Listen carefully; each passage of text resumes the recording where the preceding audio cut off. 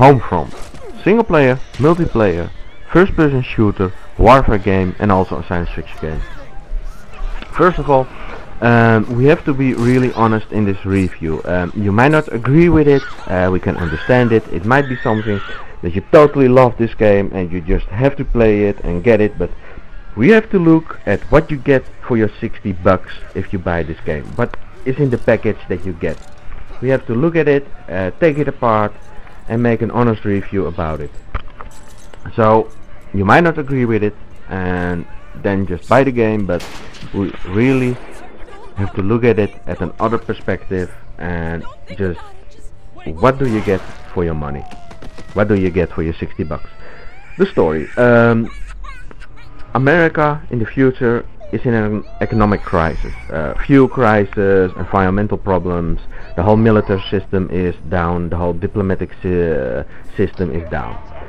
North Korea has taken South Korea, unified it, Japan has joined them because they would also be occupied if they don't, and the Koreans sent satellite into space, which really is an EMP weapon, and they let it explode above America and whole America goes blackout. So the Koreans move in, occupy America, and it's now 2027. And you are a helicopter pilot, and the Korean army has drifted you into their army to fight for their America. So it's not your America, but their America. The resistance frees you because they need a helicopter pilot to fly a helicopter and protect fuel trucks that they have to take to the American army and supply them with fuel for their war machines to take America back and liberate it from the Korean occupation. During the game, the storyline, you find out the executions, injustice, mass executions, the horrible things that are happening, the murders and all those things. It does move you, that's very well done in the story mode, and it does also defend the things that you do and why you do it. And you have to do it because there is no other choice. You have to liberate America from the Koreans because they will wipe you out. And you have to stop the horrible things that are happening in America. So that's your motivation in the game, and it does work. It does keep you going because what you see in everything, it moves you and you just have to do it, and that's very well done. So story mode, emotional and very good. I have to admit it's very good. Then we get to the gameplay. The gameplay is also part of the graphics in this game. What do I mean with that? The graphics are lower than we used to. It doesn't matter which setting you have on in this game. You have to follow a certain path in the game. You have to follow a certain character in the game. He only moves if you're behind him. You cannot go left or right, just straight ahead, follow the path that he's walking. And that's Connor. You have to follow him, and it's a certain path that you have to walk through. There are some times in the game that there aren't many enemies to shoot at, or there's just a quiet bit where they're talking to you. You started to notice the lower resolution in the game, and you notice it, and you think by yourself, whoa, there are other games also with a lot happening on the screen with higher resolution. And now you're standing there listening to somebody talking to you and nothing is happening, and you see and notice the lower resolution. It's a shame, really it is.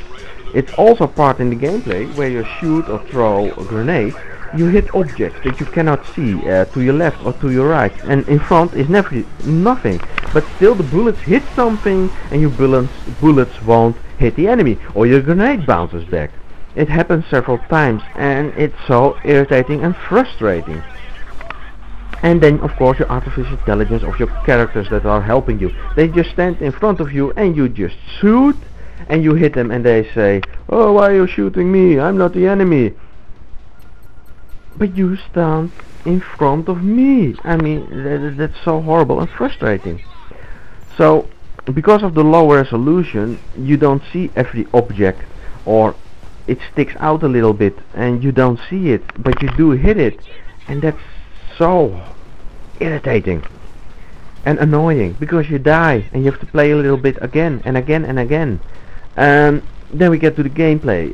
There are drones that you control, which is Goliath, a robot vehicle with rockets and a machine gun. You have to pinpoint with the binocular which target you want to hit, and he does it for you. And there are several weapons that you find. You have to pick up every time another weapon, because you do not find a lot of ammo and the weapon is empty. You take the rifle from an enemy and shoot with that one. You can fly in a helicopter on a certain level only with the fuel trucks. You see mass graves, there is a phosphor attack, and there are sniper level. There's one sniper level in the game, and you cannot drive any vehicle, and everything around you stands still. You cannot destroy a house or concrete or walls or shoot through walls. Even a little cardboard or a little wooden plank, you cannot shoot through it. And there's an enemy behind it, but you cannot hit him or kill him because it's not possible. Your bullets won't penetrate it. So the gameplay with the story, it's okay. The story is great, but the gameplay does have its frustrating moments. Also, the multiplayer part of the game, that's fun, you know. Big levels with all kinds of vehicles, helicopters, drones and everything. But there are also smaller maps, like suburbs, where you have to fight from street to street with only your rifles. And then there aren't any vehicles, and also the graphics also there, the same problem as in single player mode. Also the single player mode, I mean, you pay $60 for it, and it's about we have the whole game on hard drive for the review, and it took us 4 hours to finish the game on a hard setting, and that's really short.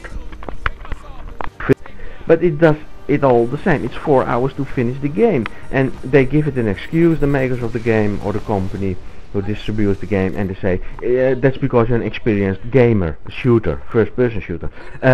No, it's just you got 7 levels. That's it, 6 to 7 levels. They call it campaigns. Then you finish the game, then you go to multiplayer, but you pay $60 for this game, and that's totally not fair. They should have said $30 because it's a really small campaign mode and a multiplayer mode. And the multiplayer mode is just like every other game. Sure, every other multiplayer game has always the same modes and everything you have to do is the same. That's true. So it's also for this game. So multiplayer, yeah, sure, it's fun when you're playing with your friends. But if you go in an overall score, you know, the story is good, the graphics are low, the gameplay is okay, and then you get to the price that you pay for it and the fun that you have. The price compared to what you get, not fair. The fun, single player, okay, short, extremely short. Multiplayer, okay, fun. So it's an okay game. It's not the best or the greatest game. There are a lot of other games that are coming, and we also have to look at those. But what we've seen for this, what you get for your money, it's okay.